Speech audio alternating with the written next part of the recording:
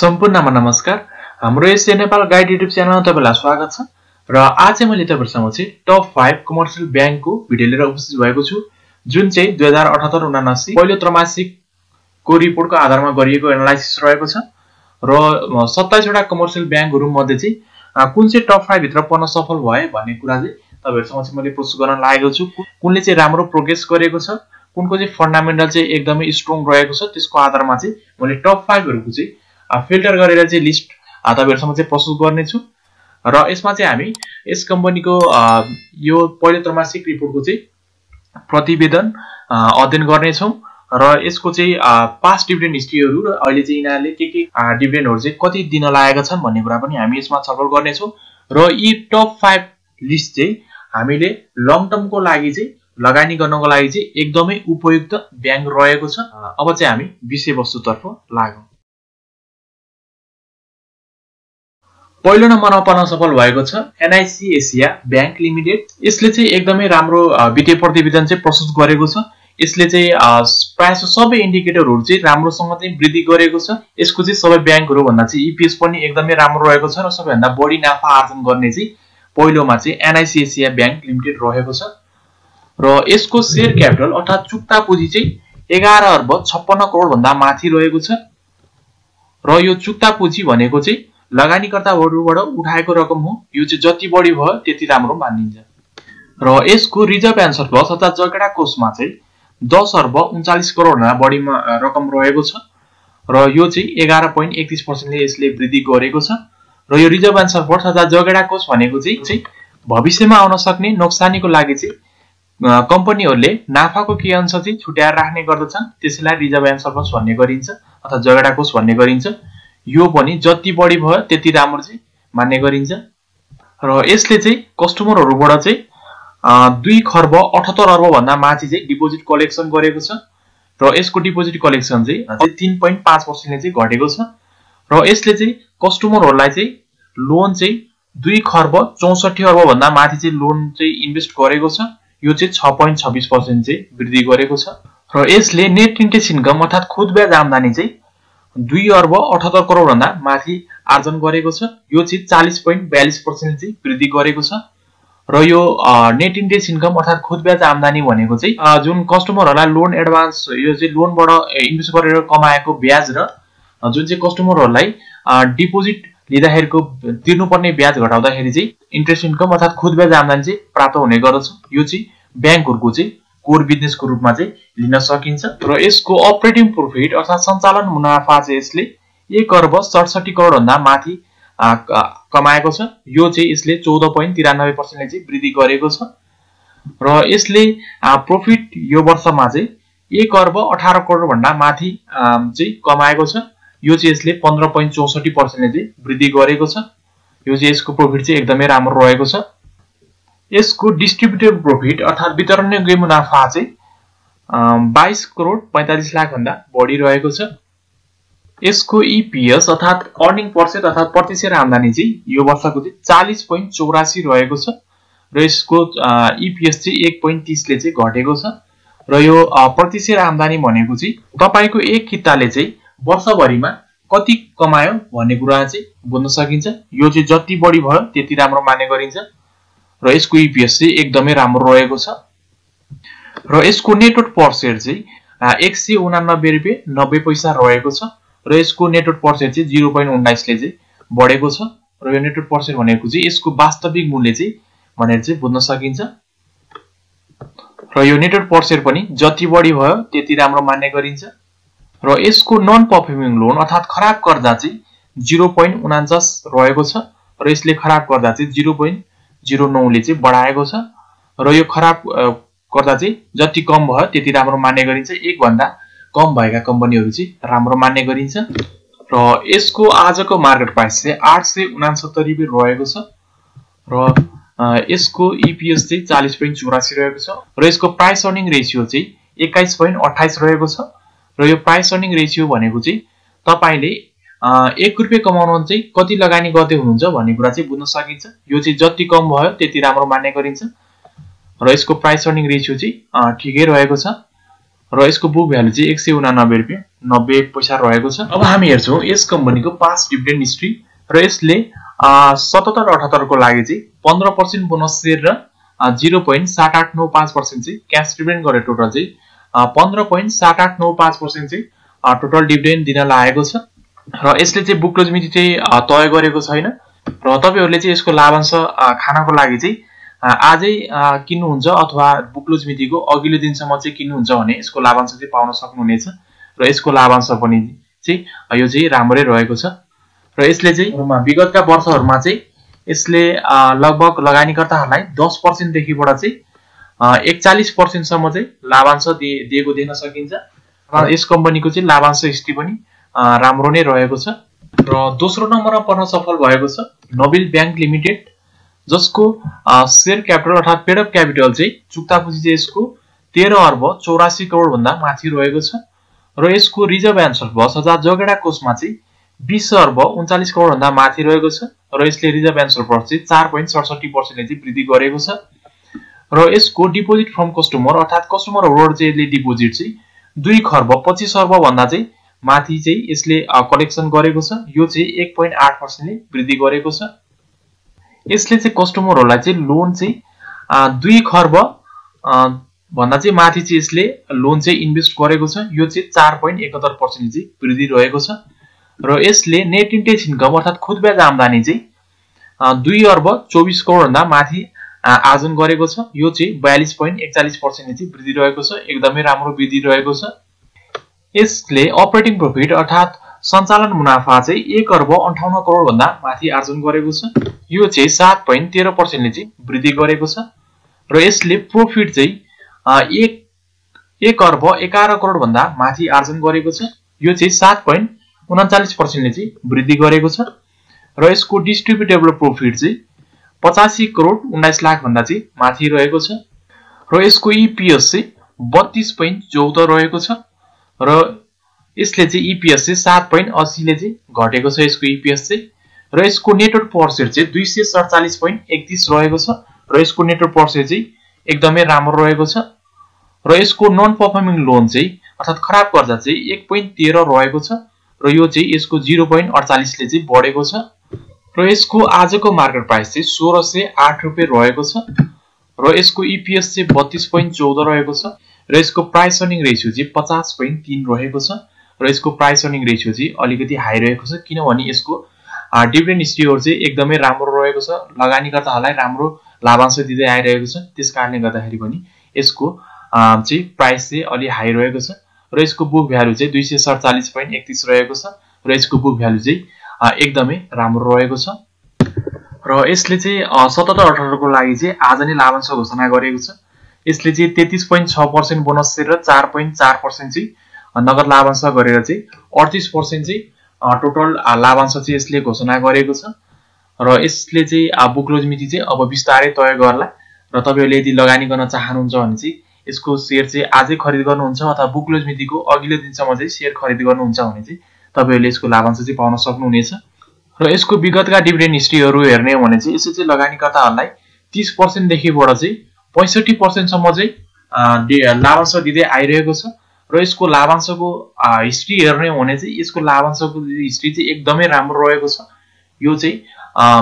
लाभांश दिनेमा चाहिँ top 1 commercial bank भित्रमा चाहिँ पर्दछ र तेस्रो नम्बरमा पर्न सफल भएको छ नेपाल बैंक लिमिटेड जसको पेड अप क्यापिटल अर्थात चुक्ता पुँजी चाहिँ 12 अर्ब 63 करोड भन्दा माथि रहेको छ र यसको रिजर्भ एन्ड सरप्लस अर्थात जोगेडा कोषमा चाहिँ 21 अर्ब 53 करोड भन्दा माथि रहेको छ यो चाहिँ 4.66% ले चाहिँ वृद्धि गरेको छ र यसले चाहिँ 1 खर्ब 73 अर्ब भन्दा माथि चाहिँ डिपोजिट कलेक्सन गरेको छ यो चाहिँ 6.32% ले चाहिँ वृद्धि गरेको छ र यसले लोन एन्ड एडभान्स चाहिँ कस्टमरलाई चाहिँ 1 खर्ब 48 अर्ब भन्दा चाहिँ माथि यसले लोन एन्ड एडभान्स चाहिँ इन्भेस्ट गरेको छ यो चाहिँ 9.39% ले चाहिँ वृद्धि रहेको छ र यसले नेट इन्ट्रेस्ट इन्कम अर्थात खुद ब्याज आम्दानी चाहिँ 1 अर्ब 65 करोड भन्दा माथि चाहिँ आम्दानी गरेको छ यो चाहिँ 11.98% ले चाहिँ वृद्धि रहेको छ र यसको अपरेटिङ प्रॉफिट अर्थात सञ्चालन मुनाफा चाहिँ 95 करोड भन्दा माथि रहेको छ र यो चाहिँ 21.97% ले चाहिँ वृद्धि गरेको छ र यसले प्रॉफिट चाहिँ यो वर्षको लागि चाहिँ 75 करोड 48 लाख भन्दा बढी चाहिँ यसले नाफा चाहिँ आर्जन गरेको छ। यो चाहिँ यसको 37.14% चाहिँ वृद्धि गरेको छ र यसको डिस्ट्रिब्युटेबल प्रोफिट अर्थात वितरणीय मुनाफा चाहिँ 14 करोड 68 लाख भन्दा बढी रहेको छ र यसको ईपीएस अर्थात प्रति शेयर आम्दानी चाहिँ 23.89 रहेको छ। यो चाहिँ यसको 4.38 ले चाहिँ वृद्धि भएको छ र यसको नेटवर्थ पर शेयर अर्थात वास्तविक मूल्य चाहिँ यसको 270.44 रहेको छ र यसको चाहिँ यो 3.05 ले चाहिँ घटेको छ र यसको नेटवर्थ पर शेयर चाहिँ एकदमै राम्रो रहेको छ र यसको नन परफर्मिङ लोन चाहिँ 2% रहेको छ र यसले नन परफर्मिङ लोन चाहिँ 1.02 ले चाहिँ घटाएको छ। यो चाहिँ एकदमै राम्रो हो र यसको आजको मार्केट प्राइस चाहिँ 470 रुपैयाँ रहेको छ र यसको ईपीएस चाहिँ 23.89 रहेको छ र यसको प्राइस अर्निङ रेशियो चाहिँ 19.67 रहेको छ र यसको बुक भ्यालु चाहिँ 270.44 रहेको छ र यसको प्राइस अर्निङ रेशियो हेर्ने भने चाहिँ यसको चाहिँ सस्तो नै रहेको छ र यसको डिभिडेन्ड हिस्ट्री हेर्ने हो भने चाहिँ यसले 77-78 को लागि चाहिँ 14% बोनस शेयर र 3% चाहिँ क्याश डिभिडेन्ड गरेर टोटल चाहिँ 17% चाहिँ टोटल डिभिडेन्ड चाहिँ एनाउन्स गरेको छ र यसले बुक क्लोजिङ चाहिँ तय गरेको छैन र यसले 76-77 मा चाहिँ 12% बोनस शेयर र 4% चाहिँ क्याश डिभिडेन्ड गरेर टोटल चाहिँ 16% चाहिँ टोटल डिभिडेन्ड दिएको थियो भने 75-76 मा 15% बोनस शेयर र 10% चाहिँ क्याश डिभिडेन्ड गरेर टोटल चाहिँ 25% चाहिँ टोटल डिभिडेन्ड दिएको थियो। यसको डिभिडेन्ड हिस्ट्री चाहिँ यसको जम्मा 3 वर्षको मात्रै रहेको छ र यसले चाहिँ यो वर्षमा चाहिँ राम्रो नै एकदमै राम्रो नै लाभांश चाहिँ घोषणा गरेको छ। यतिको रेटमा चाहिँ यति यो लाभांश पाउनु भनेको चाहिँ राम्रो नै रहेको छ र चौथो नम्बरमा पर्न सफल भएको छ सिद्धार्थ बैंक लिमिटेड जसको पेड अप क्यापिटल चाहिँ 10 अर्ब 96 करोड भन्दा माथि रहेको छ र यसको रिजर्भ एन्ड सरप्लस अर्थात जैगडा कोषमा चाहिँ 9 अर्ब 66 करोड भन्दा माथि रहेको छ। यो चाहिँ 3.85% चाहिँ वृद्धि गरेको छ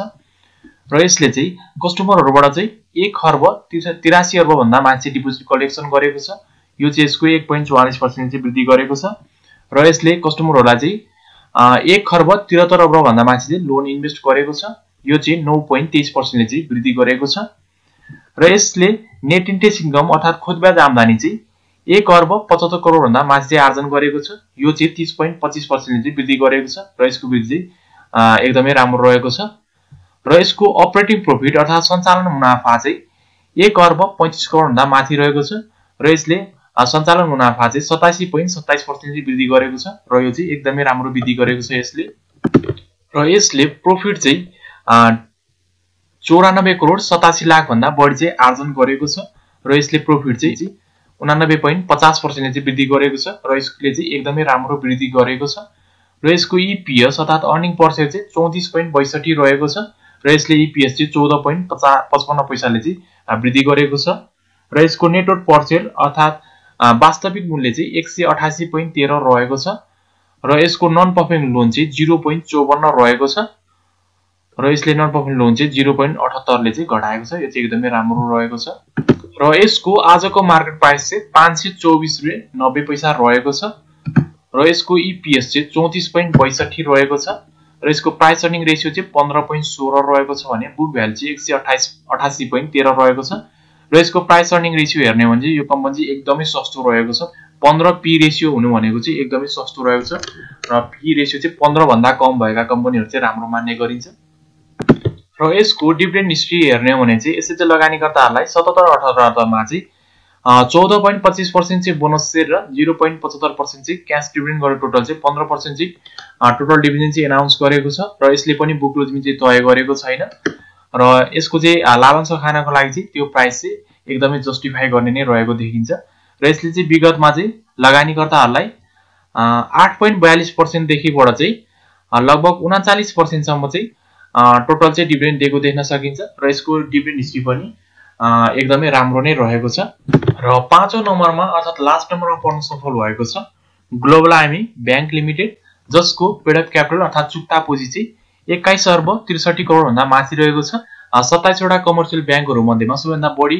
चुक्ता पुँजी भएको चाहिँ ग्लोबल आइएमई बैंक लिमिटेड रहेको छ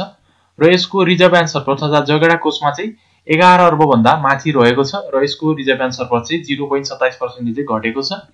र यसले चाहिँ कस्टमरहरुबाट चाहिँ 2 खर्ब 67 अर्ब भन्दा चाहिँ माथि डिपोजिट कलेक्सन गरेको छ र यसको डिपोजिट फ्रम कस्टमर कलेक्सन पनि 0.29% ले चाहिँ घटेको छ र यसले चाहिँ लोन एन्ड एडभान्स चाहिँ कस्टमरहरूलाई चाहिँ 2,51 अर्ब चाहिँ लोन एन्ड एडभान्स चाहिँ इन्भेस्ट गरेको छ र यो चाहिँ 9.88% चाहिँ वृद्धि गरेको छ। र यसको नेट इन्ट्रेस्ट इन्कम अर्थात खुद ब्याज आम्दानी चाहिँ यसले 2 अर्ब 33 करोड भन्दा माथि चाहिँ आर्जन गरेको छ। यो चाहिँ 9.82% ले चाहिँ घटेको छ। र यसको अपरेटिङ प्रॉफिट अर्थात सञ्चालन मुनाफा चाहिँ 1 अर्ब 55 करोड भन्दा माथि रहेको छ र यसले यो चाहिँ 5.45% ले चाहिँ वृद्धि गरेको छ। र यसको प्रॉफिट यसले चाहिँ 1 अर्ब 11 करोड भन्दा माथि चाहिँ आर्जन गरेको छ। यसले प्रॉफिट चाहिँ 5.4% ले चाहिँ वृद्धि गरेको छ। र यसको डिस्ट्रिब्युटेबल प्रॉफिट अर्थात वितरण योग्य मुनाफा चाहिँ 3 अर्ब 35 करोड भन्दा माथि रहेको छ। र यसको ईपीएस अर्थात प्रति शेयर आम्दानी चाहिँ 20.57 रहेको छ र यसको ईपीएस पनि 1.75 ले घटेको छ। र यसको नेटवर्थ पर शेयर अर्थात वास्तविक मूल्य चाहिँ 156.05 रहेको छ र यसको यो पनि 2.54 ले घटेको छ। र यसको नन परफर्मिङ लोन अर्थात खराब कर्जा चाहिँ 1.62% रहेको छ र यसले 0.21% ले चाहिँ यो घटाएको छ। यो चाहिँ एकदमै राम्रो हो।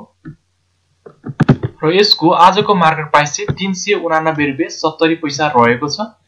र यसको ईपीएस चाहिँ 20.57 रहेको छ र यसको पी रेशियो चाहिँ 18.95 रहेको छ र यसको बुक भ्यालु चाहिँ 156.05 रहेको छ। र यसको चाहिँ प्राइस अर्निङ रेशियो हेर्ने भने चाहिँ यो कम्पनी सस्तो नै रहेको छ। र यसको डिभिडेन्ड हिस्ट्रीहरु हेर्ने भने चाहिँ यसले चाहिँ लगानीकर्ताहरुलाई 77-78 मा चाहिँ 10% बोनस शेयर र 3.5% चाहिँ क्याश डिभिडेन्ड गरे टोटल चाहिँ 13.5% चाहिँ टोटल डिभिडेन्ड चाहिँ एनाउन्स गरेको छ र यसले पनि बुकलोज मिति तय गरेको छैन। र यसले चाहिँ विगतमा चाहिँ लगानीकर्ताहरुलाई 13% देखिबाट चाहिँ 25% सम्म चाहिँ टोटल डिभिडेन्ड चाहिँ दिँदै आइरहेको छ र यसको डिभिडेन्ड हिस्ट्री पनि राम्रो नै रहेको छ। र यो त जुन हाम्रो टप 5 कमर्सियल ब्याङ्कहरुको लिस्ट चाहिँ तपाईहरु समक्ष मैले चाहिँ प्रस्तुत गरेर देखाए। आशा छ पक्कै पनि तपाईहरुलाई चाहिँ यस भिडियोले चाहिँ पक्कै पनि हेल्प गर्नेछ र यो टप 5 कमर्सियल ब्याङ्कहरुमा चाहिँ लगानी गर्दाखेरि चाहिँ भविष्यमा राम्रै रिटर्न पनि पक्कै पनि पाइन्छ र हामीले चाहिँ आफूले चाहिँ लगानी गर्नु पूर्व चाहिँ आफूले पनि शोधन गरेर चाहिँ लगानी गर्नु होला। र यसको चाहिँ मैले रिपोर्टको चाहिँ तपाईहरुलाई चाहिँ मैले भिडियोको डिस्क्रिप्सनमा पनि राखिदिने छु, तपाईले त्यहाँबाट पनि चेक गर्न सक्नुहुनेछ। र यस्तै शेयर सम्बन्धी जानकारीमूलक भिडियोहरुको लागि चाहिँ हाम्रो एससीए नेपाल गाइड युट्युब च्यानललाई चाहिँ सब्स्क्राइब गरी सँगै रहेको बेल आइकनलाई पनि क्लिक गर्न नभुल्नु होला। म फेरि पनि यस्तै अपडेटहरु लिएर आउने छु। हस्त नमस्ते।